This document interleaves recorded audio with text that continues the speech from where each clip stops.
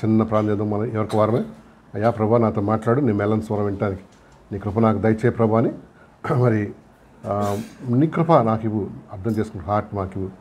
మరి ఆయన పరిశుద్ధాత్మ దేవ మాతో మాట్లాడు ప్రభా అని you will pray for our self. మన మధ్యలో కిరణ్ ఉన్నాడు, కిరణ్ ప్రార్థన చేస్తాడు వాక్యం కోసం. ఆ తర్వాత ముందుకు సాగుతాం. పరిశుద్ధ ఘనమైన దేవ అన్ని మీ పాదాలకు స్తోత్రం చెల్లిస్తున్నాను. అయినా మరి మమ్మల్ందరినీ ప్రభావ మీ కృప మీ దయ మీ ప్రేమను బట్టి ఇక్కడ చేసి మీ దాన్ని బట్టి వందనాలు చెల్లించుకుంటున్నాను. అయినా మరి తండ్రి ఎందరికో లేని భాగ్యాన్ని ప్రభావ మా జీవితంలో ప్రభావ మీ సన్నిధిలో ఈ పాదాల చెంత ప్రభావ కూర్చొని మేము ఆరాధించడానికి మాకు వందనాలు చెల్లిస్తున్నాను. ప్రభావ మరి నైనా మేము మరీ ఇవ్వలేదు ప్రభావ మీ యొక్క పాదాల చెంత చేరినాయి మీ మాటలు కొద్ది మాటలు వినడానికి మీ కృప చూపిస్తున్నందుకే వందనాలు చెల్లించుకుంటున్నాను. అయినా మా జీవితానికి ప్రభావ వాక్యం వెలుగై ఉన్నదనుకో వందనాలు చెల్లించుకుంటాం. మేము ఆహారం ఉన్నా జీవిస్తామో నేను తెలియదు అనుకో మీ వాక్యము మీ ఆ జీవాహారం లేకపోతే మా జీవితంలో జీవించలేము. ఈ కృపను మా ఆయన మాకు దయచేయండి, మీ కృప దయచేయండి. వింటున్న మాకు అందరినీ జ్ఞాపకం చేసుకుంటాం. నాయన మా ఆత్మీయ జీవితాన్ని మా ఆత్మీయ తలంపుల ప్రభావాన్ని ఇంకా విశ్వాసంలో ముందుకు సాగే కృప మాకు అందరూ దయచేయమని వింటున్న ప్రతి ఒక్కరిని నాయన హృదయాలు తెరవజేయండి. వాక్యాన్ని నమ్మి నాయన మరి నాయన మాత్రం ఇంకా బలవంతుగా జీవితానికి సహాయం దయచేయనటువంటి ఘనత మహిమ ప్రభావం మీ నాకు కల్పిస్తుంది. దేవజనులు మీ యొక్క స్వామి ఉంచుకోండి, మీ శిలువ చాటును మరుగుపరచుకుంటాం. మీ ఆత్మీయ జ్ఞానం చేత మాతో మాట్లాడి సహాయం దయచేయమని యేసు నామములో అడిగి పెట్టుకుంటున్నాను మాకు. ఆమేన్ ఆమేన్. థ్యాంక్ యూ అమ్మా, థ్యాంక్ యూ. మంచి ఉదయకాలం మళ్ళీ మనం దేవుని వాక్యం కోసం సిద్ధపడదాం. ద్వితీయోపదేశకాండం 2వ అధ్యాయం. ద్వితీయోపదేశకాండం 2వ అధ్యాయం 2వ వచనం చూద్దాం. ద్వితీయోపదేశకాండం 2వ అధ్యాయం 2వ వచనం. డ్యూట్రానమీ 2:2.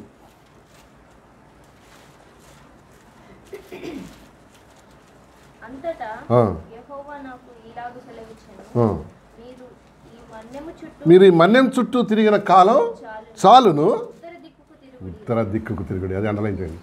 మీరు ఈ మన్యం చుట్టూ తిరిగిన కాలం చాలును, ఉత్తర దిక్కునకు తిరగండి, ఉత్తర దిక్కును తిరగండి. ఏమంటే ఇశ్రాయేలు ప్రజలు ఎన్ని సంవత్సరాలు తిరిగారు అరణ్యంలో? మీకు తెలుసు కదా, ప్రయాణం చేస్తూ స్టార్ట్ చేశారు వాళ్ళు. ఎక్కడి నుంచి? ఇజ్రాయెల్ ఎక్కడి నుంచి? ఐగుప్తు నుండి పాలు తేనెలు ప్రవహించే దేశం, అది వాళ్ళ రూట్ కదా, డెస్టినేషన్. కానీ మధ్యలో ఏమో జరిగింది, 40 సంవత్సరాలు రోమింగ్ అనమాట. అయితే ఎక్కడికి వచ్చాను? ద్వితీయోపదేశకాండం వచ్చేటప్పటికి ప్రభు అంటాడు, బాబు ఈ మన్యం చుట్టూ తిరిగిన కాలం చాలు, ఇక ఉత్తర దిక్కు తిరిగి you please proceed your journey అన్నాడు దేవుడు కదా. ఈరోజు ప్రసంగం పేరు ఏంటంటే, ఇంకా ఎంతకాలం తిరుగుతుంటాం. అది ప్రసంగం పేరు ఏంటి? ఇంకా ఎంతకాలం తిరుగుతుంటాం. చాలామంది తమ జీవితంలో ఊరికి తిరుగుతూ ఉంటారు అనమాట. సాధించింది ఏంటి? ఏం లేదు. అచ్చా, బ్యాంకులో ఏమన్నా పైసలు ఉన్నాయి? అది లేవు. ఇంట్లో ఏమన్నా సామాన్లు ఉన్నాయి? అవి లేవు. అల్మారా ఏమన్నా బట్టలు ఉన్నాయో? అవి లేవు. మరి తిరుగుతూ ఉంటాడు అన్నాడు. ఏం చేస్తాడు? బిజీ. దేవుడు వాక్యం ఈరోజు మనకి ఏం చెప్తుందంటే, ఇంకా ఎంతకాలం తిరుగుతుంటావు, ఇంకెంతకాలం how long you will roam unnecessary నీ లైఫ్లో కదండి.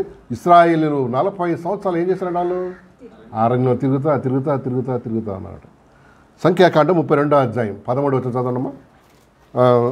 నంబర్స్ 32:13 చదువుదాం. 32:13 చదువు.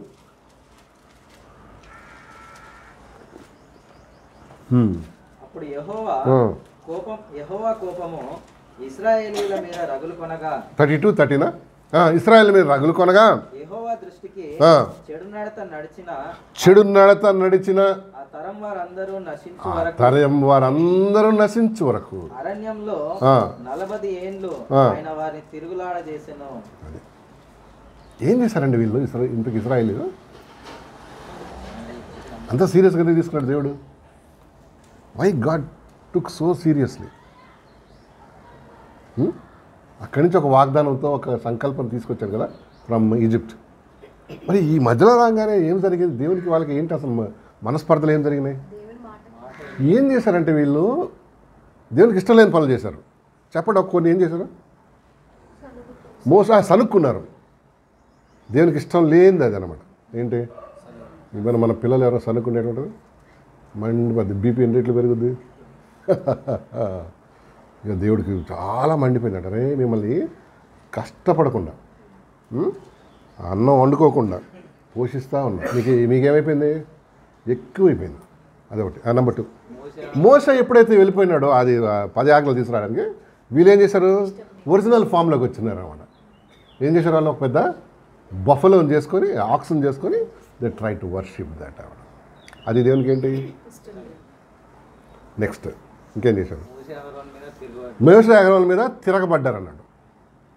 ఏంది, నువ్వేనా పెద్ద ప్రాఫిట్వి, నువ్వేనా పెద్ద సేవ, మేము కూడా ఏంటి మళ్ళా సనగడు మనవాడు. ఇవన్నీ 10 సార్లు వాళ్ళు దేవుడిని ఏం చేశారంట, శోధించినట్టుగా దేవుని వాక్యం చెప్తున్నాను. So God was fed up with them అన్నమాట. వాళ్ళు అన్నారు, అరే బాబు ఇంకోటి చాలా ఇంపార్టెంట్ ఏంటంటే కనానీయులు కాదు ఏది వాళ్ళని స్పైయింగ్ పంపిస్తారు కదా, ఏమంటారు అది, కనాన్ దేశం పంపిస్తాడు. వచ్చి వేగుల వారు మోసే టైంలో కూడా కదా, అప్పుడు వీళ్ళే వచ్చి రిపోర్ట్ ఇస్తారు. ఏం రిపోర్ట్ ఇస్తారు, 10 మంది నెగిటివ్ ఇస్తాడు. ఏమని, అవన్నీ బాబు మా అయ్యే పని కాదు అది. అక్కడ ఎట్లున్నారు మనుషులు, ఒక్కొక్కరు ఆజానుబాహులు ఉన్నారు. వాళ్ళు మనల్ని కొరికి నమిలి పడేస్తారు, చెరుకు నమిలాడు, చీమల్లాగా మిడతల్లాగా ఉన్నాడు, మిడతల్లాగా. వీ కెనాట్ గో, కమ్ ఏమన్నా ఒకటి ఏర్పాటు చేసుకొని ఏం చేద్దాం, come let's go back to Egypt అనుకున్నారు. కేలేబ్ అండ్ జాషువా మాత్రం ఏమన్నారు, అరే మంచిదే ఆజానుబాహులే అది ఇది, కానీ మన దేవుడు ఏంటి ఇంకా వారికన్నా బలమైన వాడు, ఏం కంగారు పడకుండా వెళ్ళిపోదాం పాదని అన్నాడు. రాళ్ళు తీసుకొని కొడతాను స్టార్ట్. ఇవన్నీ కలుపుకొని దేవుడు అన్నాడు కదా, రై మీతో నాతో కాదురా, మీరు జస్ట్ పాలు తేనెలు ప్రవహించే దేశం వెళ్ళరు. ఈ 40 సంవత్సరాలు ఏం చేస్తారు, ఇక్కడే రోమింగ్లో ఉండండి మీరు అన్నాడు. ఆ తరం వారు, ఆ జనరేషన్ వారు, అంటే ఈజిప్ట్ నుంచి స్టార్ట్ అయిన ఆ జనరేషన్ వారు అందరూ రాలిపోయే వరకు దేవర్ జస్ట్ రోమింగ్. నెక్స్ట్ తరం వచ్చింది. ఆ తర్వాత అందుకే ద్వితీయోపదేశ కాండం అంటే సెకండ్ టైం దేవుడు ఏం చేస్తున్నాడు, మళ్ళా బోధిస్తున్నాడు. ద్వితీయం అంటే సెకండ్. ఇదిగో మీ పితరులు ఇట్లా చేశారు, మీరేంటి ఒళ్ళు జాగ్రత్త పెట్టుకోండి గాడ్ అదే అన్నాడు. ఇక మన్యం చుట్టూ తిరిగిన కాలం చాలును, ఉత్తర దిక్కు తిరగండి అదే. ఇప్పుడు అర్థమైందా? ఎస్. సంఖ్యాకాండం 14 అధ్యాయం అమ్మ. సంఖ్య నంబర్స్ చాప్టర్ 14 26 to 34 చదువు.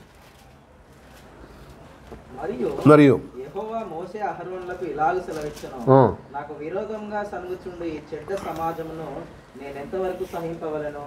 ఇశ్రాయేలీయులు నాకు విరోధంగా సనుగుచున్న సనుగులను విని ఉన్నాను. నీవు వారితో యెహోవా వాక్కు ఏదనగా, నా జీవం తోడు మీరు నా చెవిలో చెప్పినట్లు నిశ్చయంగా మీ ఎడల చేసేదను. నా చెవిలో చెప్పినట్టు నేను నిశ్చయంగా చేయబోతు. ఇది చాలా భయంకరం కదా, చాలా చెప్పుకుంటున్నాను చెవుల్లో, అంటే ఇన్ ద సెన్స్ మాట్లాడుకుంటున్నాను. దేవుడు అన్నాడు దాన్నే శాంక్షన్ చేస్తున్నాను నీకు అన్నాడు.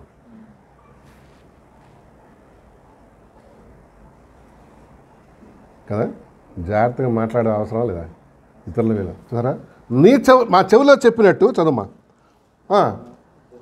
అదేనా, కంటిన్యూ. మీరు నా చెవిలో చెప్పినట్లు నిశ్చయంగా మీ ఎడల చేసేదను. మీ శవములు ఈ అరణ్యంలోనే రాలును. మీ శవములు ఈ అరణ్యంలోనే రాలుడు అంటే ఏంటి అర్థమయ్యా అసలు?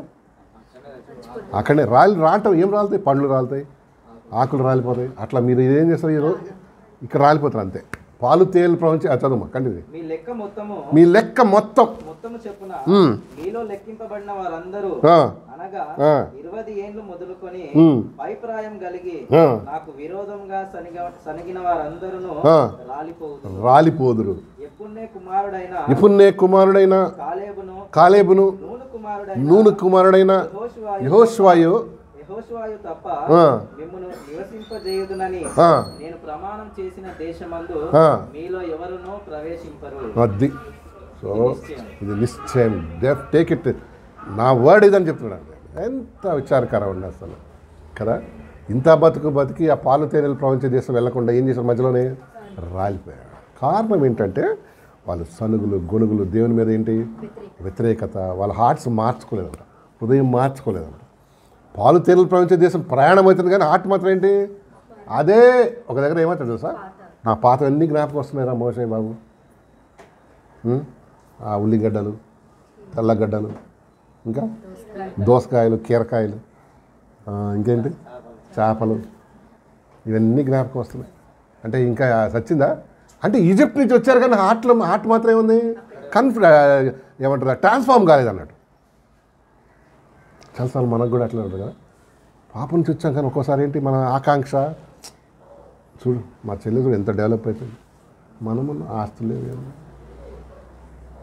ఇస్తే తీసుకో దేవుడు.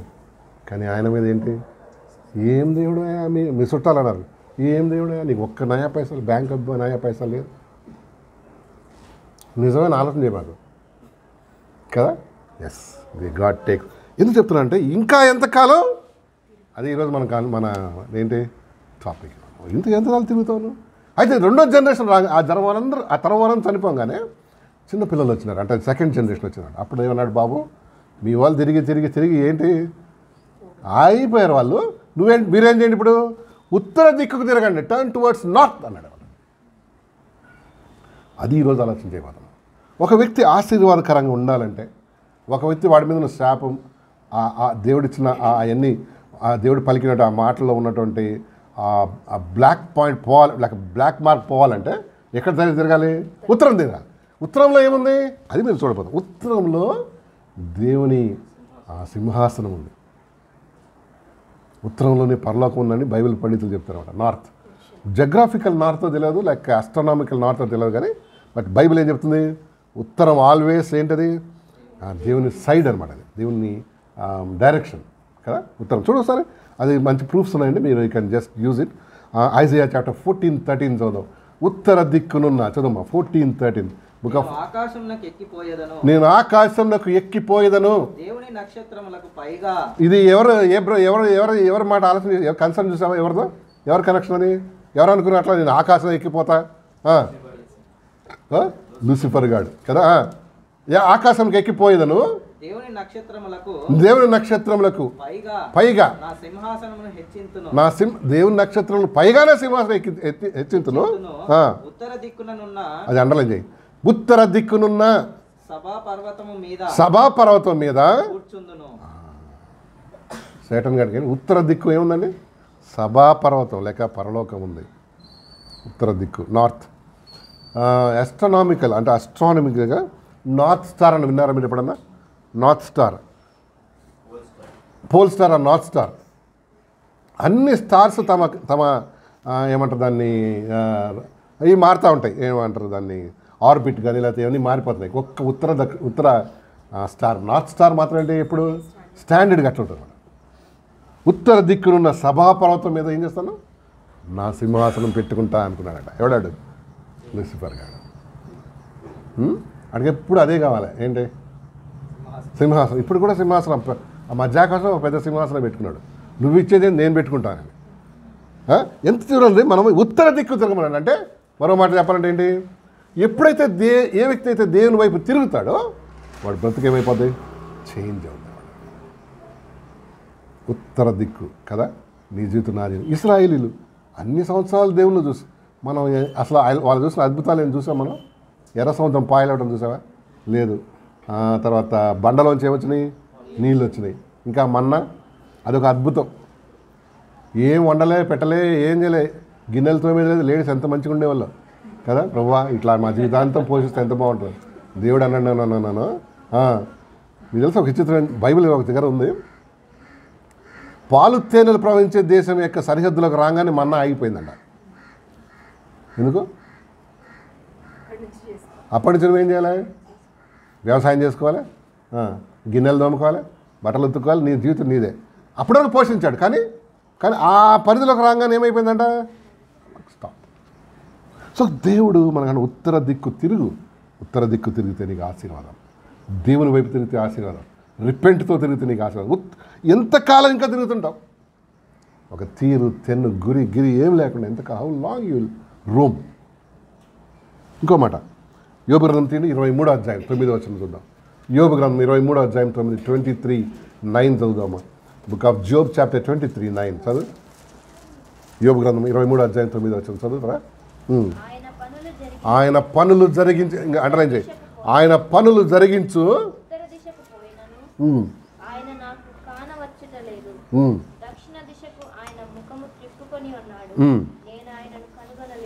సో ఉత్తర దిక్కు ఏంటంట, ఆయన పనులు జరిగించు ఉత్తర దిశకు.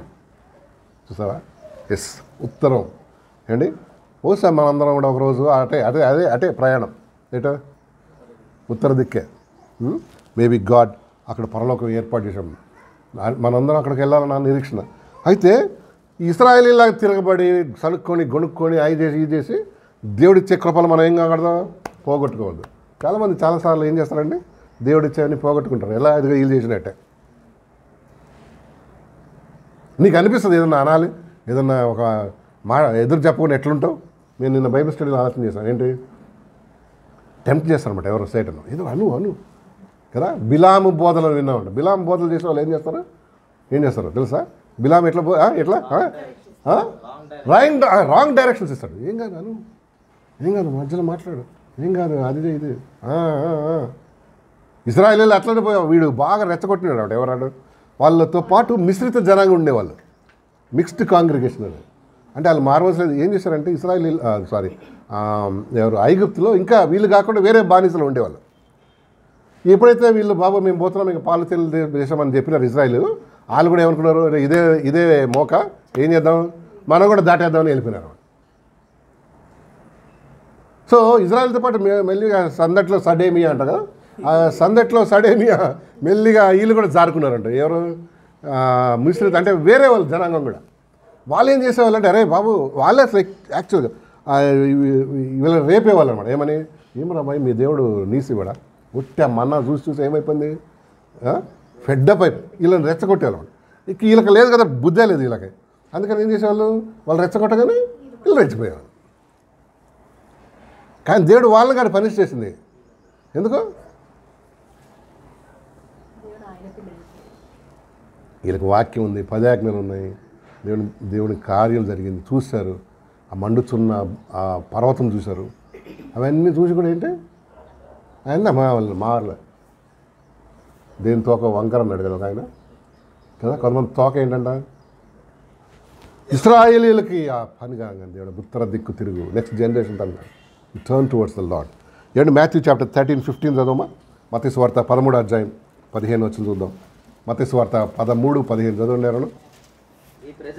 ఈ ప్రజలు మత్తయి సువార్త 13-15 ఈ ప్రజలు కనులారా చూచి చెవులారా విని హృదయంతో గ్రహించి మనసు తిప్పుకొని నా వల్ల స్వస్థత పొందకుండానట్లు వారి హృదయము కొవ్వినది, వారి చెవులు వినుటకు మందములైనవి, వారు తమ కన్నులు మూసుకొని ఉన్నారు కనుక మీరు వినుట మట్టుకు విందురు గాని గ్రహింపనే గ్రహింపరు. సో దేవుడు అన్నాడు మీరు తిరగమన్నాడు వద్దన్నా.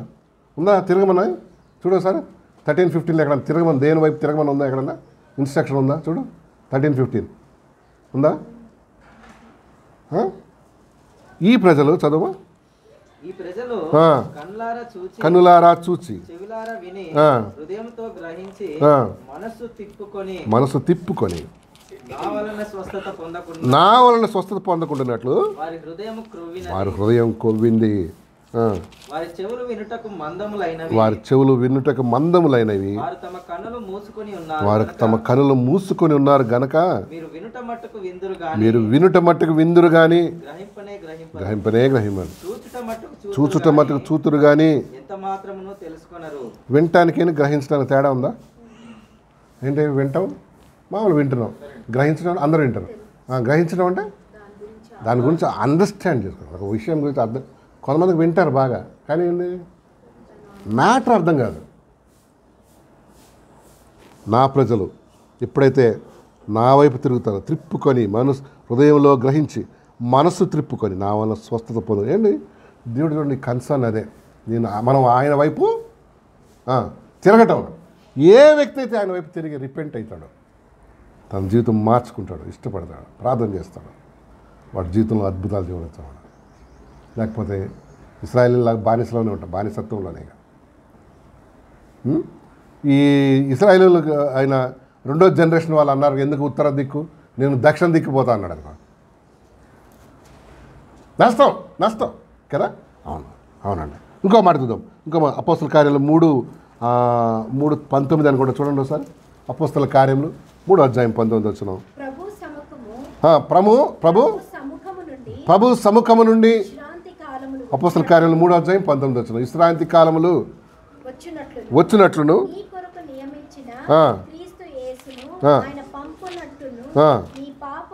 తుడిచివేయబడు నిమిత్తమును మీ అది అండర్లైన్ చేయి. మీ పాపములు తుడిచివేయబడినట్లును నిమిత్తమును మారు మనసు నొంది ఆ. తిరుగుడి. తిరుగుడి. ఎక్కడికి? దేవుని వైపు. సో ఒక వ్యక్తికి ప్రభు వైపు తిరగంది వాడికి ఏం లేదు, మార్మల్స్ లేదు, విమోచన లేదు, వాడి జీవితానికి అర్థమే తెలియదు. అసలు ఎందుకు బతుకుతున్నాడో ఎందుకు వస్తున్నాడో అసలేమి అర్థం పడదు. ఇదే అంటే ఈ భూలోకమే ఆడి జీవితం అనుకుంటాడు అన్నమాట. ఇక్కడే నా లైఫ్, నా వైఫ్, నా అన్నీ ఇదే అనుకుంటాడు కదా. బట్ దీనికి మించి ఇంకోటి ఉంది, దీనికి మించి ఇంకో దేవుని కృప ఉంది అని వాడికి ఆలోచన అంటే ప్రభు వైపు తిరగాలి. అవునా కదా కదండి? ప్రభు వైపు తిరగటం. ఇంకా ఎంతకాలం నా మీటింగ్ పేరేంటి ఈరోజు? ఇంకా ఎంతకాలం తిరుగుతుంటావు. వీళ్ళు తిరిగి ఉత్తరం దిక్కు తిరిగే వరకు దేవుడు వాళ్ళని దీవించలేదు. ఉత్తర దిక్కు తిరిగారు ఇశ్రాయేలీలు. ఆ తరం వాళ్ళందరూ స్మాష్ అయిపోయారు. సో కొత్త జనరేషన్ వచ్చింది. అందుకని సెకండ్ టైం బోధ చేస్తాడు అన్నట్టు. దాన్ని ఏమన్నాడు? విపదేశకాండం. ఆ తర్వాత జాషువా, ఆ తర్వాత టేకప్ చేసుకుని వెళ్తాడు. చూడు, ఆ యోర్దాన్ నది దాటిన తర్వాత దీని తర్వాత వాళ్ళు ఒక నది దాటుతారు. దాన్ని ఏంటి? యోర్దాన్ నది. యోర్దాన్ అనగా మరణం అని అర్థం అన్నమాట. అది దాటంగానే దేవుణ్ణి శోధించు అంత ఎక్కువగా లేకుండే. ఎందుకు? యోర్దాన్ అంటే మరణము అని అర్థం. అంటే కొన్ని విషయాలు ఏమైపోయారు, వాళ్ళు చచ్చిపోయారు. మనం కూడా యోర్దాన్ నది దాటాలి కదా.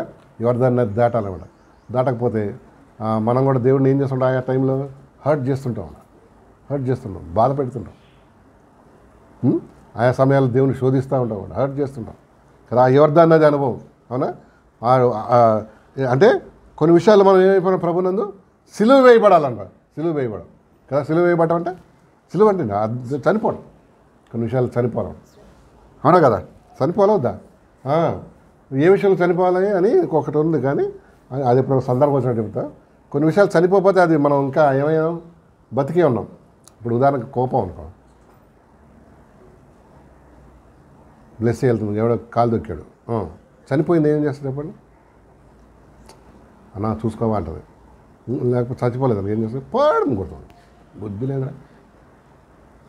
ఇప్పుడు లేడీస్ బస్సులు కూడా ఎక్కువైనాయిలే. చనిపోలే కదా. చనిపోలేదు కాబట్టి అదే ఆయా టైంలో ఏమవుతుంది? బయటకు వచ్చేస్తుంది కదా. ఉత్తర వైపు తిరుగు, అప్పుడు నీకు దేవుడికి క్షేమం, ఆశీర్వాదం దాచిపెట్టాడు. అందులో ఇశ్రాయేలీయులు ఎప్పుడైతే ఉత్తర దిక్కు తిరిగి ప్రభువుని వెంబడించారు, జాషువా ఆధిపత్యం అధికారంలోకి ఆయన లీడర్షిప్లోకి ముందుకు వెళ్తూ ఉన్నారు. ప్రభు వాళ్ళు దీవించడం స్టార్ట్ చేశాడు. జయ జీవితం ఇచ్చాడు ఆవిడ కదా. ఫస్ట్ పట్టణం చెప్పండి, ఏది పట్టుకున్నారా? ఇది ఇక్కడికి వెళ్ళంగానే ఫస్ట్ పట్టణం పట్టుకుంటాడు. క్విజ్, హాయి పట్టణం గుర్తుందా? ఎస్, హాయి పట్టణం. అది అక్కడ దేవుడు అంటే అడుగడుగున దేవుడు వాళ్ళని నడిపిస్తున్నాడు. కానీ వాళ్ళు ఇంకా నేర్చుకునేటందుకు కొన్ని పొరపాట్లు చేశారు. దే లెర్న్ ఇట్ అన్నాడు. ఈవెన్ జాషువా ఒకరితో కవనెంట్ చేస్తాడు తెలుసా? ఎవరితో? గిబియోనీలతో కవనెంట్ చేస్తాడు. వాళ్ళని దేవుని అడగకుండా చేస్తాడు కవనెంట్. కానీ తర్వాత తెలుస్తుంది ఏమని? ఈ పక్కన వాళ్ళే నన్ను మోసం చేశాడు. ఇప్పుడు ఏం చేయాలి చెప్పు? కవనెంట్ బ్రేక్ చేయలేడు. ఎందుకంటే యెహోవా నామం ఏం చేశాడు? ప్రామిస్ చేశాడు. ఇప్పుడు వీళ్ళని ఏం చేయాలి? అక్కడే పెట్టుకోవాలి. వాళ్ళు చంపొద్దు, వదిలిపెట్టద్దు. Because they promise in the name of the lord. ఏం చేయాలి ఆలోచన చేసి, అరే మీరేం చేయండి అంటే, నా దేవుని మందిరానికి నీళ్లు మోయండి, కట్టెలు కొట్టండి, అవి ఆల్టర్లు మీద ఉంటాయి కదా, ఈ 2 పనులు మీవి అంటే ఎప్పటికీ మీరు బానిసలు అన్నాడు. మీరేమనుకుంటారు? ఎవడో తంతే బూర్ల బుట్లో పడ్డాడంట. అంటే తంతే తిన్నాడు కానీ ఎక్కడ పడ్డాడు? సమృద్ధిలోకి పడ్డాడు. దేవుని మందిరంలో వాళ్ళు పనిచేసేవాళ్ళండి. ఎవరు? గిబియోనీయులు. వాళ్ళ పోషణ అది బాగుందా లేదా? దెబ్బతిన్నా బాగుంది. ఎందుకు చెప్తున్నా అంటే, ఎస్, ఇంకా ఎంతకాలం తిరుగుతూ ఉంటావు దేవుని వదిలేసి, దేవుని వాక్యం వదిలేసి, దేవుని మార్గం వదిలేసి. రెండో వ్యక్తికి వెళ్ళిపోదాం. నెంబర్ 2లోకి వెళ్ళిపోదాం. ఇంకొక ఆయన తిరుగుతూ ఉన్నాడు చూడండి. ఎవరో తెలుసా? ఎవరు చెప్పండి? కింగ్ సాల్, సౌల్ అనే రాజు. తిరుగుతూ ఉన్నాడా? దేనికోసం తిరుగుతున్నాడు? జాబ్ కాదు. ఆయన జాబ్ రోజు లేసి ఏం పని? ఈయన వెనకాల పడాలి, దావీదు వెనకాల పడాలి కదా. చూద్దాం చూడండి. 2 సమూయేలు, 1 సమూయేలు 23వ అధ్యాయం 7వ వచనం చూద్దాము. 1 సమూయేలు 23వ అధ్యాయం 7వ వచనం. 23:7. 1 Samuel 23:7 చదువుతారా ఎవరన్నా? 1 Samuel చాప్టర్ 23:7 చదువుదాం. దావీదు కేయిలాకు వచ్చిన సంగతి దావీదు కేయిలాకు వచ్చిన సంగతి సౌలు విని దావీదు ద్వారములను అడ్డగడలు గల పట్టణములో ప్రవేశించి అందులో మూయబడి ఉన్నాడు. దేవుడు అతనిని నా చేతికి అప్పగించననుకున్నాను. కాబట్టి సౌలు కేయిలాకు పోయి దావీదును అతని జనులను ముట్టడింపవలనని జనులందరినీ యుద్ధమునకు పిలువనంపించింది. సౌలు తనకు కీడే ఉద్దేశించుచున్నాడని దావీదు ఎరిగి యాజకుడైన అబ్యాతారును ఏఫోదును తెమ్మని. సో ఈయన పనేంటి? పొద్దున్న లేచి ఈయన వెనకాల పడాలి. 15 వచ్చింది చూడండి, 23:15. తన ప్రాణము తీయుటకై సౌలు బయలుదేరనని తెలుసుకొని దావీదు చూసారా, ఈయన పని అదే. ఏంటి ఈయన ఏం చేద్దాం? చంపేసాడు. తిరగాలి, పట్టుకోవాలి, చంపేద్దాం. ఇంతకీ ఇంత తిరుగుతున్న రాజు ఎందుకు పట్టుకోలేకపోయాడండి ఆయన? అదే దేవుడు అతను అప్పగించలేదు అన్నమాట. He was roaming. చదువుమా. అదే సౌలు అనుదినము అతను వెదికినను. రోజు పొద్దున లేచి ఈయన పని ఏంది? ఇంతకు ఆలోచన చేద్దాం. మనకు నవ్వు వస్తుంది, కానీ ఒక్కోసారి సౌలులాగా మనం కూడా దేవునికి దూరమైనప్పుడు ఇంతకు సౌలు ఎందుకు వెతుకుతూ స్టార్ట్ చేశాడు చెప్పండి?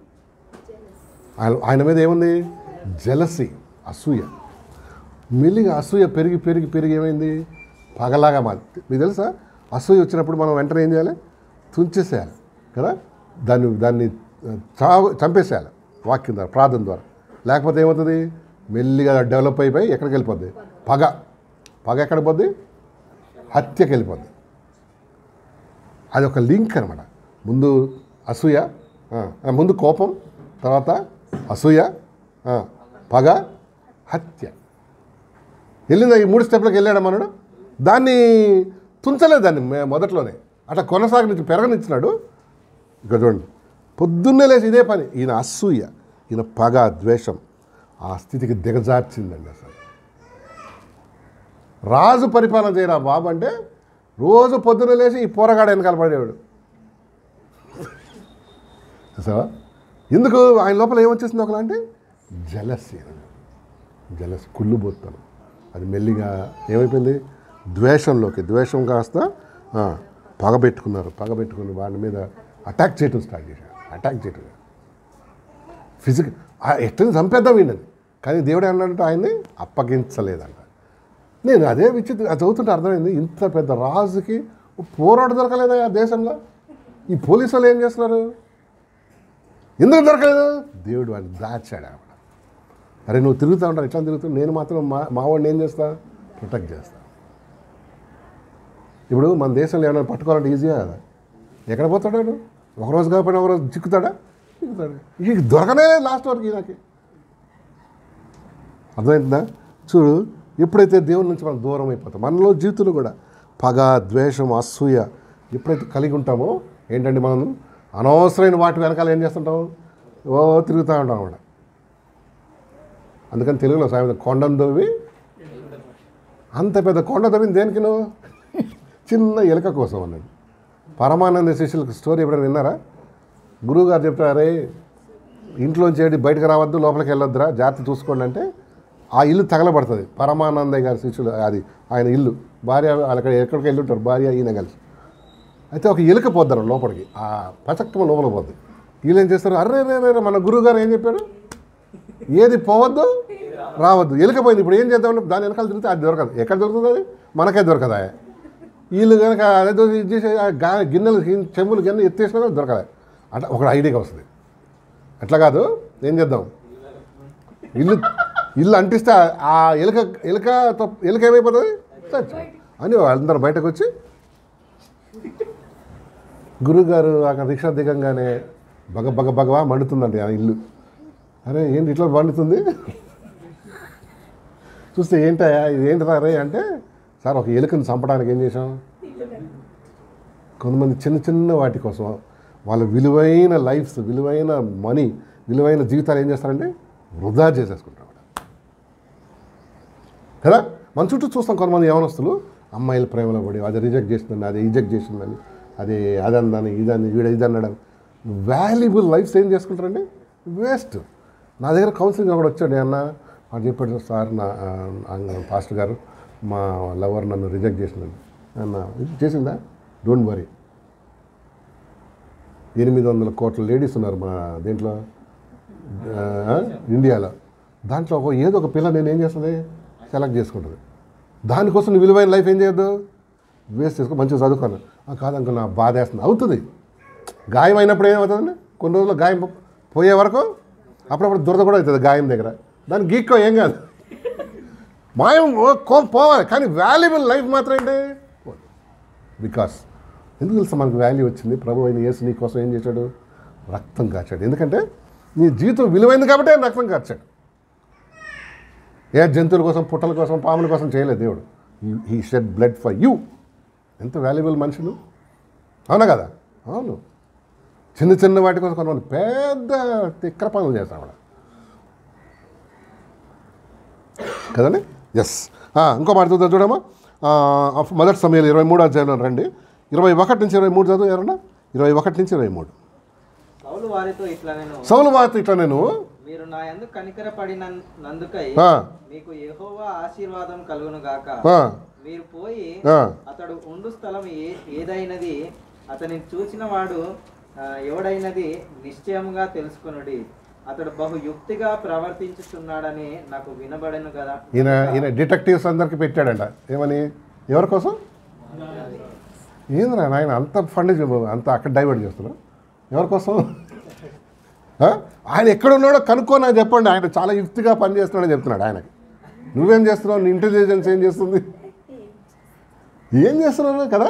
ఇంకోటి అందులో చూడు, 25 వచ్చిన చదవమ్మా, 25.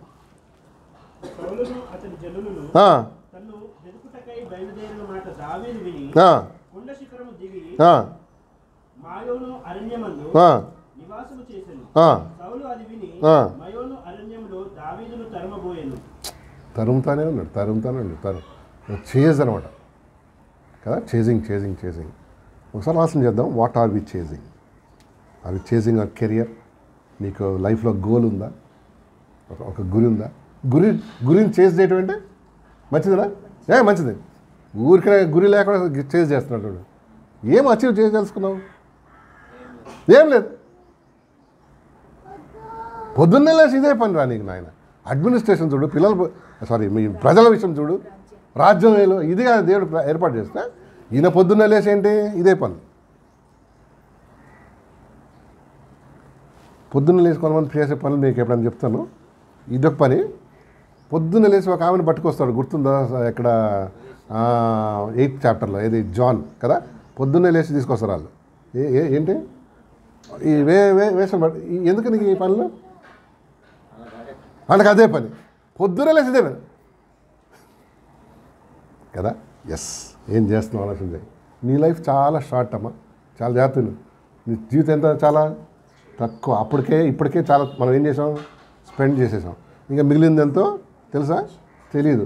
ఒకవేళ ఆ మీటర్ ఉంటే ఎంత బాగుంటుంది, బెట్ దేవుడు మీటర్. రోజు ప్రభు మీద అనుకోవడానికి దేవుడు ఆ పద్ధతి పెట్టాడు.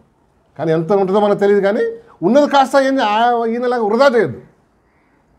ఉన్నది కాస్త ఈ సౌలు చేసినట్టు ఏం చేయొద్దు, వేస్ట్ చేయొద్దు, అనవసరమైన వాటి వెనకాల పడి. ఏమండి, అవును. అండ్ మీకు తెలుసా, సౌలు దిగజారటానికి చాలా రీజన్స్ ఉన్నాయి. తెలుసా మీకేంటో చెప్పండి, ఎవరైనా తెలిస్తే. సౌలు ఇలా అవటానికి మొదట్లో ఇట్లా ఉండేవాడు కాదు, చాలా హంబుల్గా ప్రభుని వెంబడించేవాడు. ఇలా అవటానికి కారణం ఏంటో 3 రీజన్స్ ఉన్నాయి. దేవునికి దూరం అవటం ఒకటే, ఇంకోటి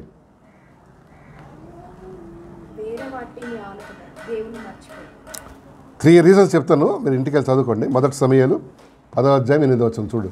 10:8 first Samuel 10th chapter 8th verse. 10th chapter 8th verse. నాకంటే ముందు నీవు గిల్గాలునకు వెళ్ళగా దహన బలులను సమాధాన బలులను అర్పించుటకై. మొదటి సమయాలు 10:8 కదా. నేను నీ యొద్దకు దిగి వస్తును. నేను నీ యొద్దకు వచ్చి నీవు చేయవలసిన దాన్ని నీకు తెలియజేయ వరకు 7 దినముల పాటు నీవు అచ్చట నిలవలేను. అతడు సమూయేలు నొద్ద నుండి వెళ్ళిపోవటకై తిరగగా దేవుడు అతనికి కొత్త మనసు అనుగ్రహించను. ఇక జరిగింది ఏం చెప్పండి, 7 days వెయిట్ చేయమంటాడు. ఎవరు? శామ్యుయల్, ప్రాఫిట్ శామ్యుయల్ కదా. 7 రోజుల తర్వాత నేను వస్తాను, ఆ తర్వాత నీకు I tell you what to do అంటాడు.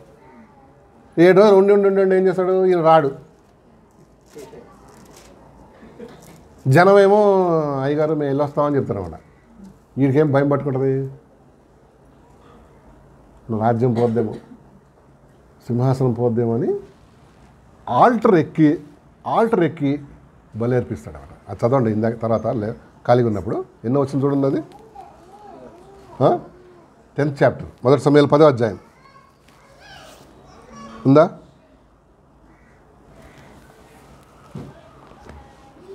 ఉందా అండి? చూడంటే నెక్స్ట్ దాంట్లో ఉందా? చూడు 13. ఓకే 13.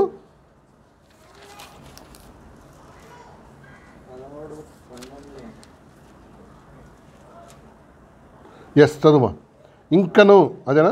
ఇంకను యెహోవా శాంతిపరచక మునిపే 13, 12 యెహోవాను శాంతిపరచక మునిపే ఫిలిష్తీయులు గిల్గాలునకు వచ్చి నా మీద పడుదురు అనుకొని నా అంతటా నేను సాహసించి దహన బలి అర్పించి తినను. 9th verse చూడండి. దహన బలులను సమాధాన బలులను నా యొద్దకు తీసుకొని రమ్మని చెప్పి దహన బలి అర్పించెను. అతడు దహన బలి అర్పించి చాలించిన వెంటనే సమూయేలు వచ్చెను. అది ఏమన్నాడు ఆయన? గుడ్ నాయనా నేను రాకపోయినా నువ్వు ఫిల్అప్ చేసావు అనలే. చూడు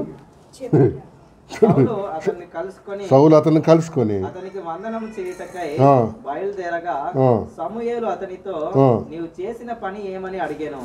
అందుకు సౌలు జనులు నా యొద్ద నుండి చెదిరిపోవుటయో నిర్ణయకాలం నీవు రాకపోవుటయో ఫిలిష్తీయులు మిక్మాషులో కూడి ఉండుటయో నేను చూచి ఇంకను యెహోవాను శాంతిపరచక మునిపే ఫిలిష్తీయులు గిల్గాలునకు వచ్చి నా మీద పడుదురు అనుకొని నా అంతటా నేను సాహసించి దహన బలి అర్పించి తినను. అందుకు సమూయేలు ఇట్లనెను, నీ దేవుడైన యెహోవా నీకు ఇచ్చిన ఆజ్ఞను గైకొనక నీవు అవివేకపు పని చేసితివి.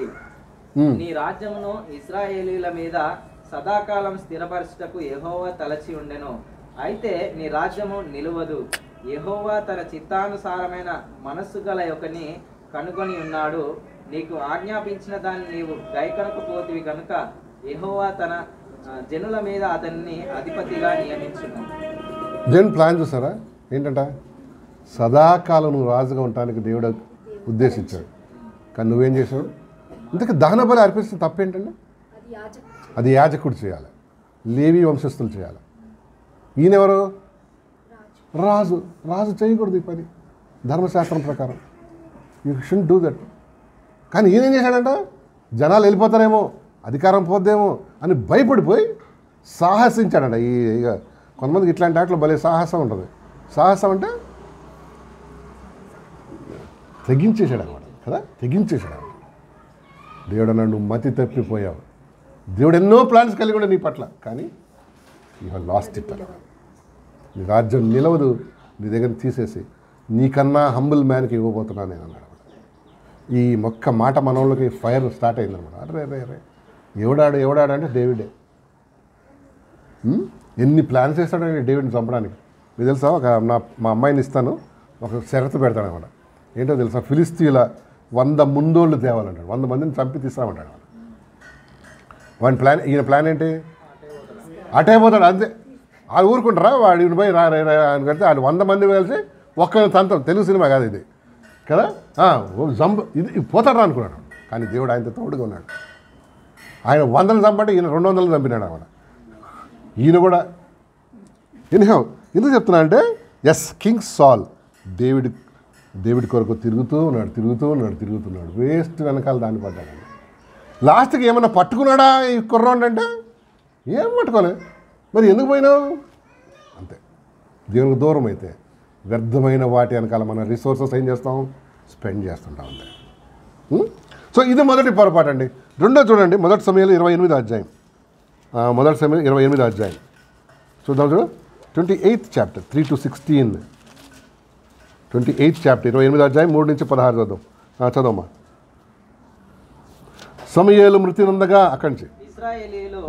అతని గురించి విలాపము చేసి రమ అను అతని పట్టణంలో అతని పాతి పెట్టి ఉండిరి.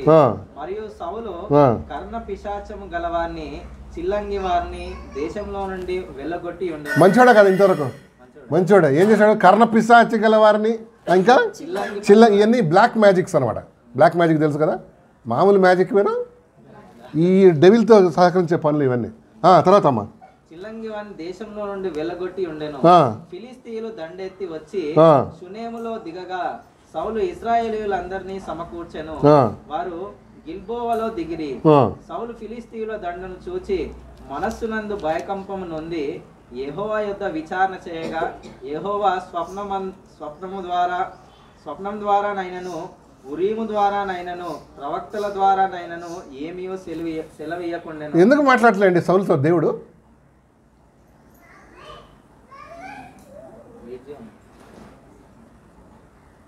ఎందుకు మాట్లాడలేదు దేవుడు? Why God is not speaking with Saul? కోపం వచ్చింది. ఎందుకు? అవన్నీ చేసినాడు కదా. ఇప్పుడు ఏం చేయాల్సింది అసలు సాల్?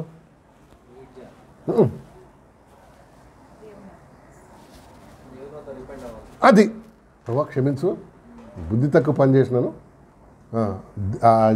ఆల్టర్ ఎక్కి నేను ఏం చేశాను, బలిచ్చినాను, ఐమ్ రియల్లీ సారీ లార్డ్ అన్నాను, చేయలే. అందుకని దేవుడు ఏం చేశాడు? హీ స్టాప్ టాకింగ్, ఆయనతో మాట్లాడడం ఆపేశాడు అంట. సో ఆపద రాగానే సౌలు ఏం చేశాడు? ఆయన దగ్గర పరిగెత్తాడు. ఏమని?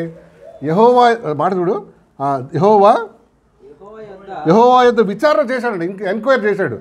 కానీ యెహోవా స్వప్నం ద్వారానైనను ఉరీము ద్వారానైనను ప్రవక్తల ద్వారానైనను ఏమీ సెలవీయక. ఒక్క నిమిషం ఆపుదాం. చూసారా ఎందుకు మాట్లాడలేదు దేవుడు?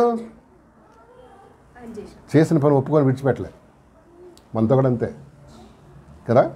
రిపెంట్ కాకుండా, మన పాపం ఒప్పుకోకుండా విడిచిపెట్టకుండా ఉంటే దేవుడు ఏం చేయడు?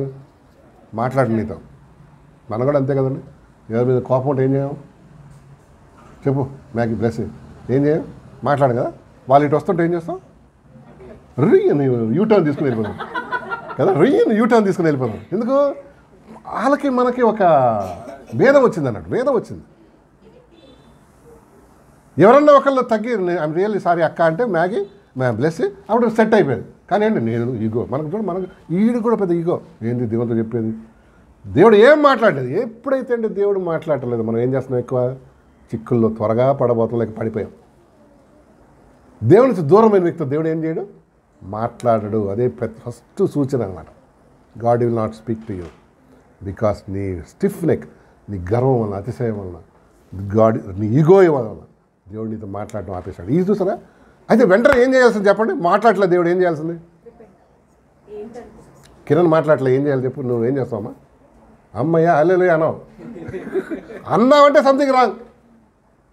ఏం చేస్తావు? పోనీ పోయి కాఫీ ఇస్తా, టీ ఇస్తా, కాళ్ళు చాలా దూరం నుంచి వచ్చి కాళ్ళు నొక్కాలి, ఏంటి అమూల్ బటర్ వేసి సెట్ చేసేసుకుంటాం. అంతేనా? ఓకే సరే. ఇక ఆయన కూడా మెత్తగా అయిపోయి ఏం చేస్తుంది? దేవుడు మాట్లాడలే, ఏం చేస్తుంది అతను? రిపెంట్ అయ్యి ప్రభా క్షమించుకొని అడగదు, చేయలేదు. చూడమ్మా, ఏం కంటిన్యూ చేయమ్మా, కంటిన్యూ చేయి. అప్పుడు సౌలు నా కొరకు మీరు కర్ణ పిశాచ గల ఒక స్త్రీని కనుగొనుడి, నేను పోయి దాని చేత విచారణ చేతునని తన సేవకులకు ఆజ్ఞ ఇయ్యగా. ఫస్ట్ లైన్లోనే అందరిని ఎలగొట్టాడు. దిగజారిపోయిన తర్వాత ఏం చేశాడు? చీ అనుకున్నాయి తెచ్చుకున్నాడు అన్నమాట. అర్థమవుతుందా? వాడు చీ అంటే ఎలగొట్టాడంటే అర్థమైంది, వదిలేశాడు. ఆ తర్వాత ఇప్పుడు ఏంటి? ఆ కర్ణ పిశాచి గలది ఎక్కడన్నా ఉందేమో దాన్ని పట్టుకురా అన్నాడు వాడు. ముందేమో ఎలగొట్టాడా? ఎన్నో వచ్చిన ఈ అందరిని ఎలగొట్టాడు, దొబ్బేయండి ఇక్కడి నుంచి అని కదా. He repented. సారీ, వాళ్ళందరినీ ఎలగొట్టాడు. ఇక్కడ ఏం చేస్తున్నాడు? తలకాయతుంది అందరూ. దేవుని చెప్పినైతే దూరం అయిపోతాము. ఒకప్పుడు మనం వదిలేసినవి అన్నీ ఏం చేస్తాం? మనం మళ్ళా నేర్చుకుంటాం. మళ్ళా టీవీ కొత్తది కొనుక్కుంటాం, కేబుల్ నెట్వర్క్ మంచిగా పెట్టుకుంటాం. ఇంకా ఏదో అన్నీ ఒకటప్పుడు వదిలేసినవి అన్నీ ఏం చేస్తాం? పాత స్నేహితులు మళ్ళీ పెట్టుకుంటాం, పాత అకౌంట్స్ అన్నీ ఓపెన్ చేసుకుంటాం. ఆ పిల్ల ఉందో లేదో అని. అర్థమైందా? నేను ఎంతమందికి అర్థం నేను చెప్పింది? దేవుని నుంచి దూరం కాగానే ఒకప్పుడు మనం చీ అనుకున్న ఏం చేసుకుంటాం? మళ్ళా నేర్చుకుంటాం. దాన్నే పేతురు అన్నాడు 2 యానిమల్స్తో పోల్చాడండి అట్లాంటి మనుషులు. ఒకటేమో కుక్క అక్కిన దాన్ని తిరిగే తినే కుక్కకు ఒక మంచి దుర్లక్షణం ఏంటి తెలుసుకోండి, వామిటింగ్ చేస్తుంది, అదే తింటుంది, వేరేది తింది అదే తింటుంది.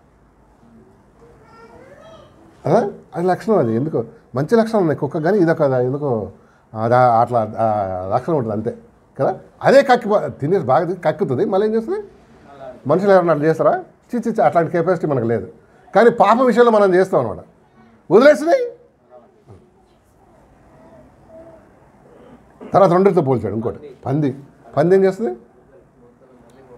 నువ్వు ఎంత కడుగు, ఎంత మంచి డ్రెస్ అయ్యి ఏం చేస్తావు, మళ్ళా ఎక్కడన్నా దొరికితే అవకాశం రాలంటే అది దూకుతుంది అన్నమాట.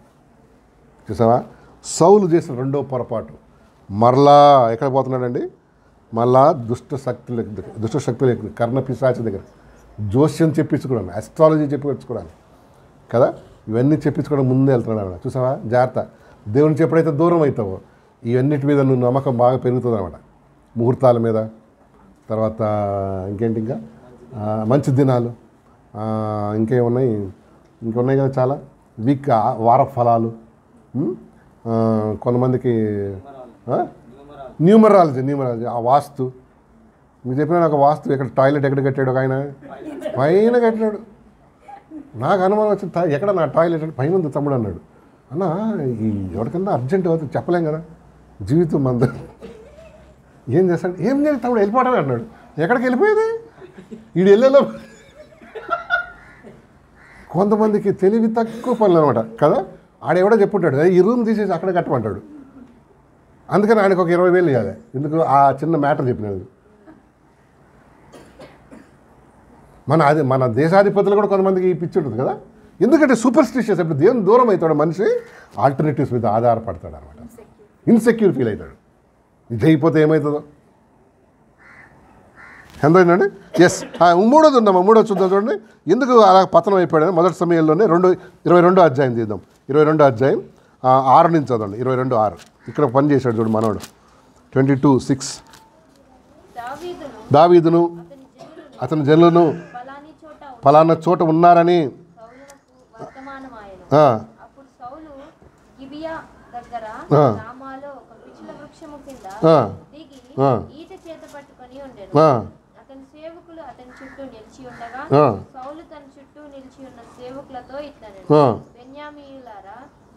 ఆలకించుడి.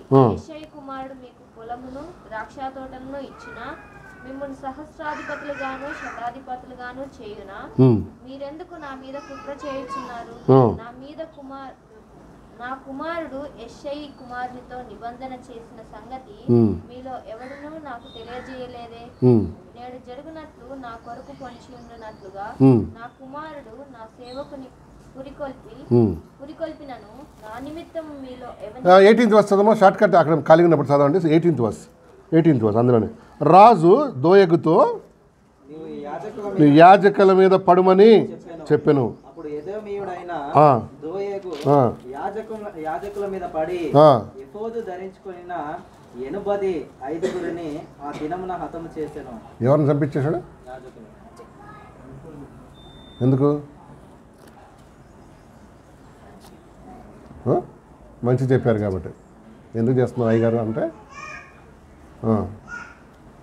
85 మంది సేవకులు చంపించేశాడు. నెంబర్ 1 ఏం చేశాడు చెప్పు? ఏం చేశాడు డేవిడ్? సమూయేలు దహన బలి అర్పించాడు, దేవునికి ఇష్టం లేదు. నెంబర్ 2 మళ్ళా బ్లాక్ మ్యాజిక్ దగ్గరికి వెళ్ళాడు. మళ్ళా ఏం చేయాలో చూపించాడు డైరెక్షన్ కోసం. దేవుని దగ్గర రిపెంట్ కాకుండా ఏం చేశాడంట? మళ్ళీ డైరెక్షన్ దెయ్యం దగ్గర పోయినాడు. వాడు మంచి డైరెక్షన్ ఇస్తాడు కదా, వాడు అదే డైరెక్షన్ ఇస్తాడు కదా. నెంబర్ 3 ఏం చేస్తాడు చెప్పండి? యాజకులని చంపించాడు. ఈ 3 వల్ల పతనం అయిపోయి. మీకు తెలుసండి, అక్కడికి మనం ఆపుదాం. సౌలు చనిపోతాడు లాస్ట్లో, యుద్ధం అవుతుంది మళ్ళీ ఫిలిస్తీన్తో. యుద్ధంలో ఓడిపోతారు అన్నమాట. మీకు తెలుసా, సౌలు ఓడిపోయే టైంలో వాడికి ఒక షేమ్ అనిపిస్తుందంట. షేమ్ అనిపించి, అరే ఈ సున్నతి లేని ఫిలిస్తీన్లను చంపకూడదు, ఏం చేయాలి? నన్ను చంపేసి అంటాడు అంటే, ఎవరిని పక్కన ఆయుధాలు మోయేసేవాడు. వాడంటాడు, సార్ ఈ పనులన్నీ మనం చేస్తే నన్ను డేవిడ్ ఏం చేయడు? స్పేర్ చేయడు, ఊరుకోడు. అసలు ఇశ్రాయేలు ఊరుకోరు.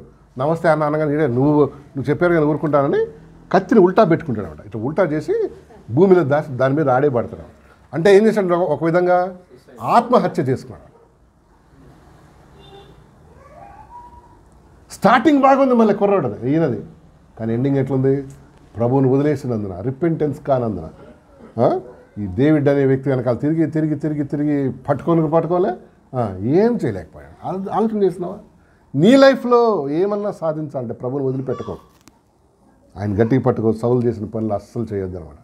నీకు ఇన్సెక్యూర్ ఉంటే దేవుని దగ్గర రా, వాక్యం చదువు బాగా. అంతేగాని చెడ్డ వాటి మీద, బ్లాక్ మ్యాజిక్ మీద ఎవడో చెప్పాడని, ఎవడో అక్కడ జోషం చెప్పిన, అక్కడ ఎవడో అమ్మ. ఇప్పుడు మన క్రిస్టియన్స్ వాళ్ళకి కూడా జోషాలు చెప్పేవాళ్ళు ఉన్నారు కదా. సైకిల్ పోయిందని, మీ ఆయన ఎక్కడ పోయాడో తెలుసని కదా. మీకు తెలుసా ఒక స్టోరీ చెప్పినా నేను. ఇట్లనే మా దగ్గర గుట్ట ఉంది కదా, అడ్డగుట్ట కదా, ఏమైనా మహేంద్ర హిల్స్. అక్కడ ఒక ఆమె ప్రవచనం చెప్పుద్ది. వీళ్ళు ఎక్కడికక్కడ ప్రవచనాలు చెప్తుంటారు. ప్రవచనం అంటే ఏం చేస్తారు వాళ్ళు చెప్పండి అసలు అర్థం? God's message to people or future గురించి చెప్తాం. అది ఎటో పోయింది. ఇప్పుడు ఏంటి? మనుషుల గురించి చెప్తున్నాడు. అయితే ఒకరోజు ఒక ఆయన, ఒక కుటుంబంలో ఒక ఆయన కనపడకుండా పోయాడు. వాళ్ళ ఆయన ఆ ఇల్లాలు ఏం చేసింది? హిందూ అనమాట ఆమె.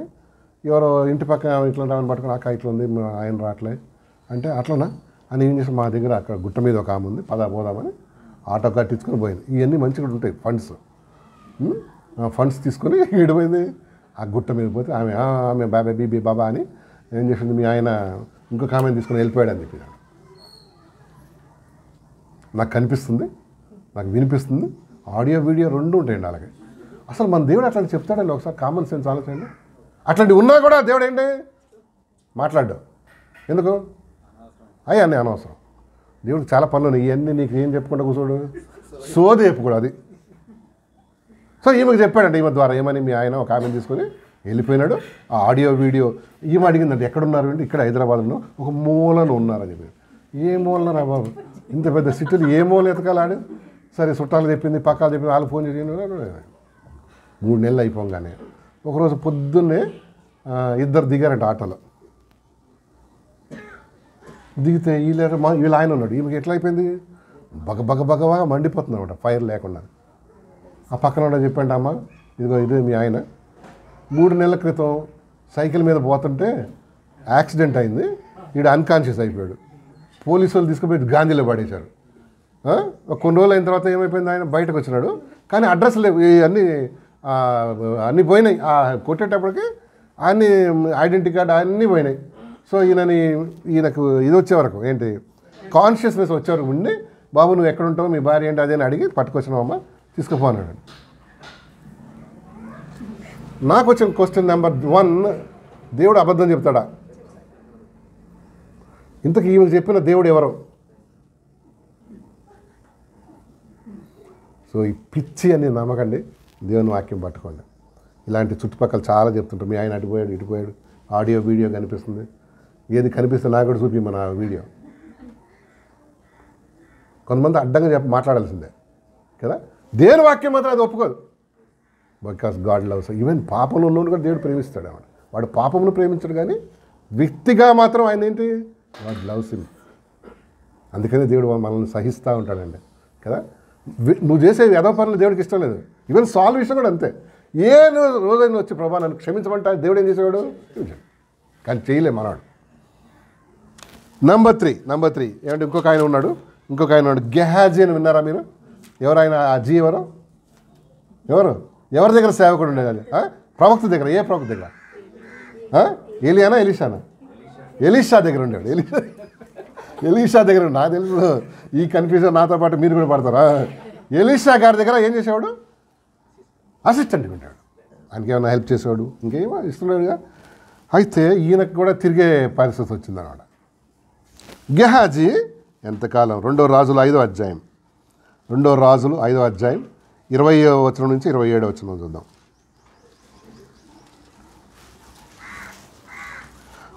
2 రాజులు 5వ అధ్యాయం 20 నుంచి 27 వచనం వరకు.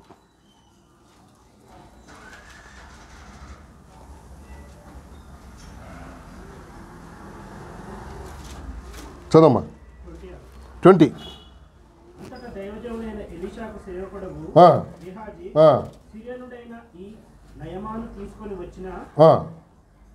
వాటిని అంగీకరించుటకు నా యజమానికి మనసు లేకపోయేది గాని. ఫాస్ట్ చేద్దాం. ఏం జరిగింది అక్కడ? నయమాన్కి ఏమునింది? లెప్రసీ ఉనిందండి. అయితే ఎలీషా దగ్గరికి వచ్చిన తర్వాత హీల్ చేస్తాడు. ఎట్లా? పట్టు ఊపి కింద పడేస్తాడా?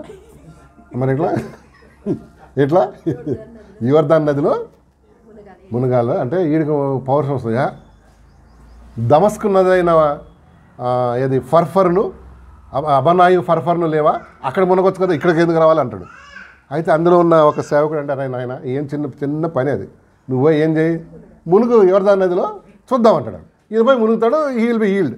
అయితే దానికి కృతజ్ఞతగా ఈయన ఏం చేస్తాడంటే ఎవరు గిఫ్ట్ తీసుకొస్తాడు చిన్న.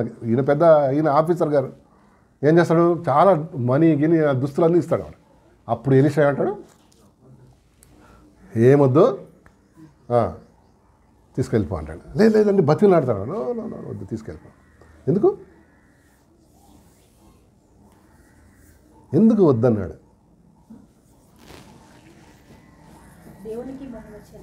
Glory to God. రెండోది, కుష్ఠు రోగము పాపమునకు గుర్తు. పాపం తీసేసే దేవుడు నాకు గిఫ్ట్లు ఏంటి? అండగా రక్షణ ఉచితం, అంతేకా, దానికి ఏం లేదు, కాస్ట్ చెల్లించు. ఎందుకు రేపు ఏం చెప్తాడు ఈ న్యాయమాని పోయి, బాబు ఇంత డబ్బు ఇచ్చి నేను రోగం పోట్టుకున్నాను చెప్తాడు. ఇదంతా వద్దురా నాయన, నువ్వు వెళ్ళిపోమంటాడు. ఇదంతా చూస్తుంటాడు ఎవరు గెహాజీ. చూశారు, రే మా సార్కి ఏం లేదు, ఏం లేదురా, అంత డబ్బు, అంత వస్త్రాలు అన్నీ ఇస్తుంటే, గోల్డ్ సిల్వర్ అంత ఇస్తుంటే తీసుకోద్దా, తీసుకొని మా అందరికి ఇవ్వచ్చు కదా శిష్యులకి. సరే నీకు ఇష్టం లేదు అనుకొని ఇప్పుడు చూడండి స్టోరీ ఎట్లుంటుందో చదువు, కంటిన్యూ చేయి. నేను పరిగెత్తుకొని పోయి అతన్ని కలుసుకొని, మన టాపిక్ ఏంటండి ఈరోజు, ఇంకా ఎంతకాలం తిరుగుతుంటాం, ఏదైనా తీసుకుందినని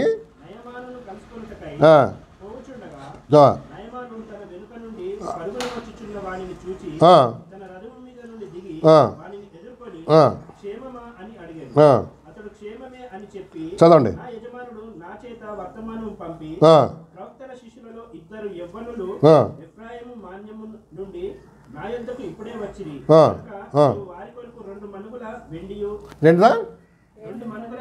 రెండు మనుగులు అంటే ఒక మనుగు అంటే 1.5 kg అంటే ఎన్ని మనుగులు? 3 మనుగులు అంటే 3 kilograms ఆఫ్ వెండి. ఇప్పుడు ఎట్లుంది కిలోగ్రామ్? ఐ థింక్ ఇప్పుడు ఎంత ఉందో నాకు తెలియదు. మోర్ దెన్ ఎంత ఉంది? 60 అంటే గోల్డే ఉంది బాబు. సిల్వర్ ఎక్కువ ఉంది కదా? ఎస్ ఎక్కువ ఉంది. కనుక ఎంత వాల్యుబుల్. ఈ 3 మనుగులు వెండి కావాలండి మన బ్రదర్కి. తర్వాత 2 దుస్తుల బట్టలను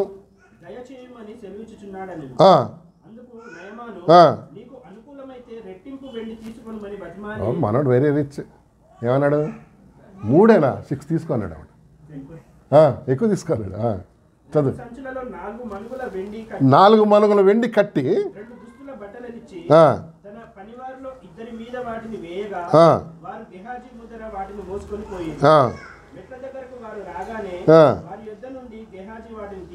చదండి.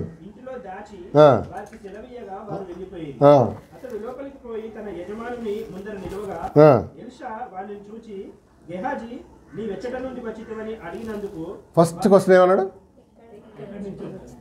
ఎక్కడి నుంచి వచ్చినావు గెహాజీ అన్నాడు. ఎక్కడ పోలే అయ్యగారు, ఇక్కడే ఉన్నా అన్నాడు. అర్థమైందా? ఇంకెంతకాలం తిరుగుతుంటాం కదా. చదవ కంటిది.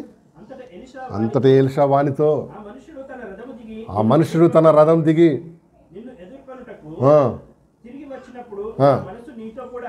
నా మనస్సు నీతో కూడా రాలేదా? ఆ మాట అండర్లైన్ చేయి. ద్రవ్యమును వస్త్రమును ఒలివ చెట్ల తోటలను ద్రాక్ష తోటలను గొర్రెలను ఎడ్లను దాసదాసీలను సంపాదించుకొనుటకు ఇది సమయమా? కాబట్టి నయమాను కలిగిన కుష్టు నీకును నీ సంతతికిని.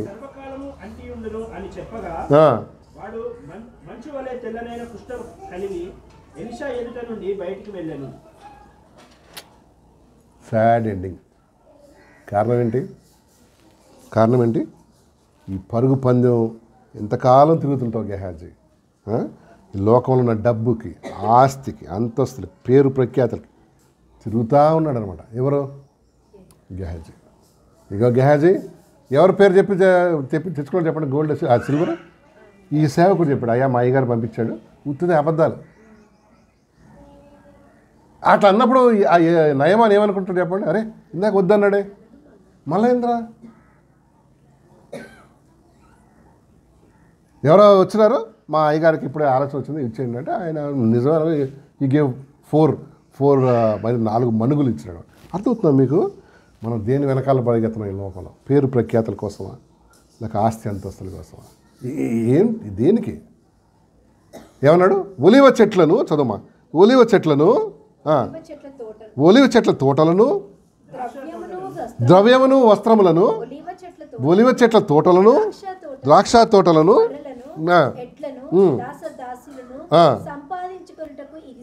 నీకెందుకు జహాజీ? నువ్వు సేవలో కదా నా దగ్గర ఉండాలి. ఒకవేళ నెక్స్ట్ ఎలీషా తర్వాత ఏమయ్యాడు? ఈయననే అయ్యాడేమో.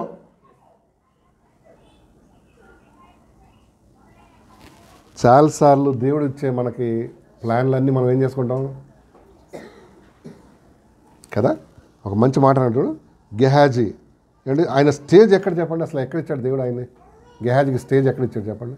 ఎలాంటి స్థానం ఇచ్చాడు దేవుడు ఆయన?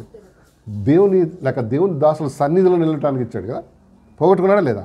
ఇక నుంచి నీకు నీ కుటుంబానికి ఏమొస్తాయి? గెహాజీకి నయమానికి వదిలిన కుష్టు వాళ్ళ కుటుంబానికి ఎందుకు ఇచ్చాడండి దేవుడు?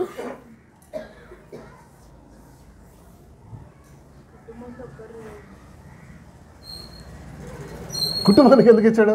చేసిన పని ఇది కదా. కుటుంబానికి ఎందుకు ఇచ్చాడు? ఎన్ని సంపాదించాడు ఎవరి కోసం? వాడు తెల్లని మంచు గలవాడై కుష్టుతో బయటకు వెళ్ళిపోయాడంట. గాడ్స్ ప్రెజెన్స్ నుంచి వాడు ఏం చేయటంటే త్రోసివేయబడ్డాడు అన్నమాట. బికాస్ ఆఫ్ హిస్ గ్రీడీనెస్ అన్నమాట అండ్ లైస్ కదా. అబద్ధం, కక్కుర్తి కోసం దేవుని సేవకుని పేరు వాడుకున్నాను, లేక దేవుని నామానికి అనవసరం వాడలేదు. He lost everything. చూసారా? చాలా జాగ్రత్తగా ఉన్నాం ఈ రోజుల్లో. శాటన్ గాడు మనల్ని ఏం చేస్తున్నాడు? ఎవరిని మృంగుదునా అని వెతుకుచూ తిరుగుతున్నాడు. నువ్వు సరిగా అలర్ట్గా లేకపోతే వేసి పడేస్తాడు అన్నమాట కదా. ఇంకా ఎంతకాలం తిరుగుతుంటావు? గెహాజీ వాడు స్థానం పోగొట్టుకొని బయటికి వెళ్ళిపోయినట్టు చూస్తున్నావు కదా.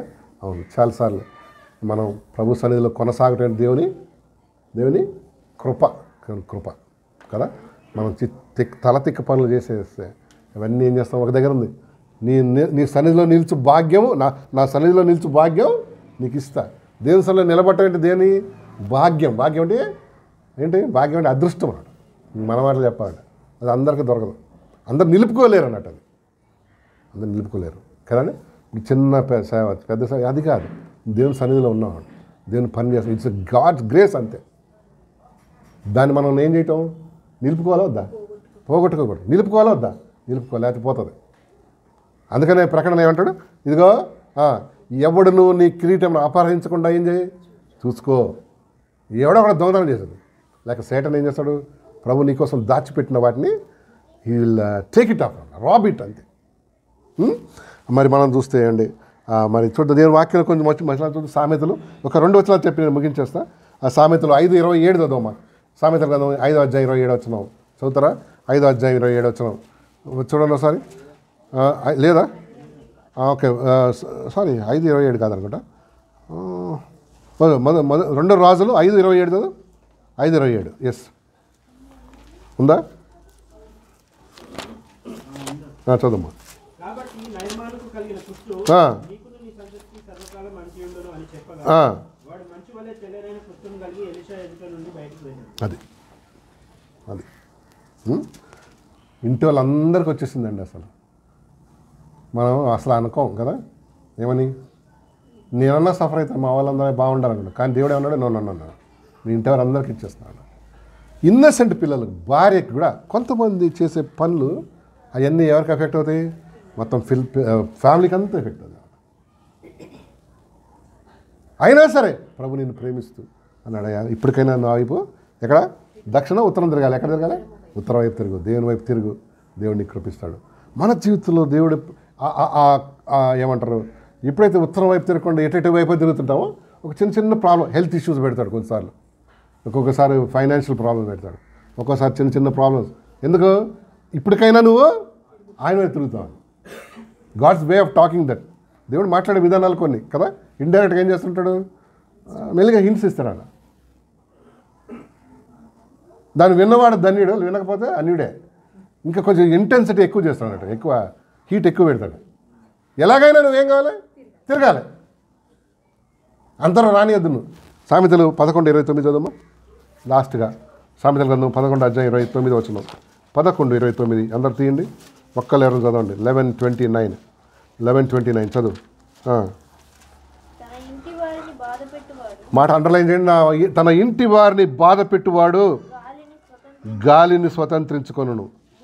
మూఢుడు జ్ఞాన హృదయములకు ఏంటి? తన ఇంటి వారిని బాధ పెట్టువాడు. ఏమండి ఆలోచన చేద్దామండి, మన ఇంటి వారిని బాధ పెడుతున్నాం మనం? మన ఇంటి వారిని బాధ పెడుతున్నామా మన మాటలతో, చేష్టలతో? ఒక్కొక్కడు అంటాడు, నా ఇష్టం నేను తాగుతాను, నీకేమైంది? ఇంటి వారు అందరికీ ఎఫెక్ట్ అవుతుంది అది. తన ఇంటి వారిని అంటలే చేయి ఏమన్నాడు? తన ఇంటి వారిని బాధ పెట్టువాడు గాలిని స్వతంత్రించుకుంది. చాలామంది ఇంటి వాళ్ళని బాధ పెడతా ఉంటారు, అమ్మ నాన్న, భార్యని, పిల్లల్ని కదా. వాళ్ళు చేసే ఏంటి? పనులు పనులు పనులు. ఇంటి వారిని బాధ పెట్టువాడు. మరి మరి ఇంటి వారికే కాదు, కొంతమంది సంఘానికి కూడా బాధ పెడుతుంటారు.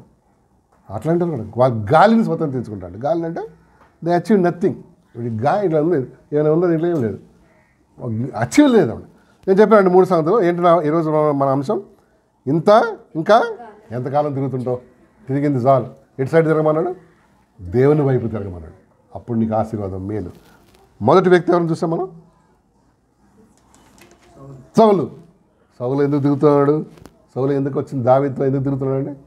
దావీదు కొరకు ఎందుకు తిరిగాడు చెప్పండి? జలసి, ఎస్, అసూయ, ఇంకా పగ, ద్వేషం, హత్య. చంపడానికి ట్రై చేశాడా? చాలాసార్లు దేవుడు ఆయన తప్పిస్తూ వచ్చాడన్నమాట. మనం ఆశ్చర్యపడాల్సింది ఏంటి? 38 సంవత్సరాలు 40 సంవత్సరాలు వెళ్ళినాడు. 38 సంవత్సరాలు ఏం పని ఈయనకి? వెతకడమే. ఏం వెతుకుతున్నాడు? ఏమైనా ముత్యాలు పగడాలు ఎదుగుతున్నాడా? అవి కాదు. మరి ఈ పోరాడు వెనకాల పడేవాడు.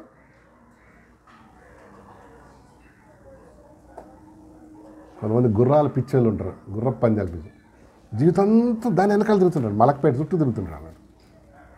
ఏమన్నా ఒక్క గుర్రం అని ఎక్కినవరా అని అడిగాడు. ఎక్కడెక్కువ అది తొక్కింది, అది అంతే, డబ్బంతా పోద్దన్నాడు. వీడికి బుద్ధే రాదు కదా. ఎస్, కొంతమందికి అట్లా అండి. చదమ్మా. తర్వాత ఈయన పతనం అవడానికి 3 రీజన్స్ చెప్పాను. ఒకటేంటి? యాజకులు చేయాల్సిన పని ఈయన చేశాడు, which is very very bad. Number 2 black magic దగ్గరికి వెళ్ళి కన్సల్ట్ చేశాడు. ఒకప్పుడు అసహించుకుంది, ఇప్పుడు ఏం చేశాడు? నెంబర్ 3 యాజకుల్ని చంపించేశాడు. అడ్డుగా ఉన్నారు అనుకున్నాడు ఆవిడ, మళ్ళీ వాళ్ళని హత్య చేయించాడు ఆవిడ. ఎవరితో? దోయగు అనే వ్యక్తితో. తర్వాత గెహాజీ పరిగెత్తాడా లేదా? స్పీడ్గా పరిగెత్తాడు. ఎంత స్పీడ్ పరిగెత్తాడంటే ఆయన చారియట్, ఈయనేమో రన్నింగ్. మీరు ఆలోచన చేయండి ఎంత స్పీడ్గా ఉన్నాడు, ఎంత మనోడు, ఎంత ఎంతూసియాజం, జీల్లో ఉన్నాడు. ఆయన చారియట్ కదా, ఈయనేమో రన్నింగ్, మామూలు రన్నింగ్. ఎంత స్పీడ్గా ఉన్నాడు ఆలోచన చేయండి అసలు. పరిగెత్తు ఏం తెచ్చుకున్నాడు? పరిగెత్తి ఏం తెచ్చుకున్నాడు? ఏమైనా విశ్రాంతి వచ్చిందిరా బాబు అంటే అది లేదు, డబ్బులు దక్కినా అయ్యే లేవు, ఏం దక్కలే. బ్యాడ్ నేమ్ సంపాదించాడు. తన కుటుంబానికి ఏమొచ్చింది? ఒక పనిష్మెంట్ వచ్చేసింది. ఎంత విచారకరం అండి. ఏమంటే మరి 3 సంవత్సరాలు ఆలోచిస్తాము. దేవుడు నీకు నాకు ఈ విషయమే వెలిగించును గాక. చిన్న ప్రార్థన చేద్దామా? అందరు తలలో ఉంచండి, కళ్ళు మూసుకోండి. ఈరోజు దేవుడు నీతో నాతో చాలా ఇంపార్టెంట్ విషయం మాట్లాడాడు. దాన్ని సెట్ చేసుకో, సరి చేసుకో. ప్రభు నీకు నాకు తన కృపను ఇచ్చేయడానికి రెడీగా ఉన్నాడు. ఇంకెంతకాలం తిరుగుతుంటావా బాబు నువ్వు? ఇంకెంతకాలం తిరుగుతుంటావు? దేవుని దగ్గరకు రావా? దేవుని దగ్గర మలుచుకోవాలి జీవితాన్ని. ఇప్పటికే చాలా విషయాలను తప్పిపోయినావు, చాలా విషయాలను నష్టపోయావు. ఇప్పటికైనా నీ బ్రతుకు మార్చుకుంటే, ఇప్పటికైనా నీ జీవితం మార్చుకుంటే నీవు నీ కుటుంబం దీవించబడతారు. లేకపోతే నీకు నష్టం, ఇంకా నష్టపోతావు. అందుకని దేవుడు నిన్ను నన్ను ప్రేమించి మనకిచ్చినటువంటి ఏక హెచ్చరిక మాటలు పెడచెవిని పెట్టకుండా దాన్ని మనం శిరసావాహించి ప్రభు సన్నిధించి మనం ముందుకెళ్దాం. మరి విన్న వాక్యాన్ని బట్టి మనం ప్రార్థన చేయకముందు ఎవరికి వారమే కొద్ది నిమిషాలు మౌనంగా మనం పరీక్షించుకొని ప్రభు రక్తంలో కడుక్కొని ముందుకెళ్ళడానికి మనం ఆయత్తపరుచుకుందాం. ఒకసారి ప్రభు బిడ్డలో యోచన చేసి ప్రభు నన్ను ముందుకు సాగుదాం. మన మధ్యలో వాణి ఉంది, వాణి ప్రార్థన చేస్తుంది, ఆ తర్వాత ముందుకు సాగుదాం.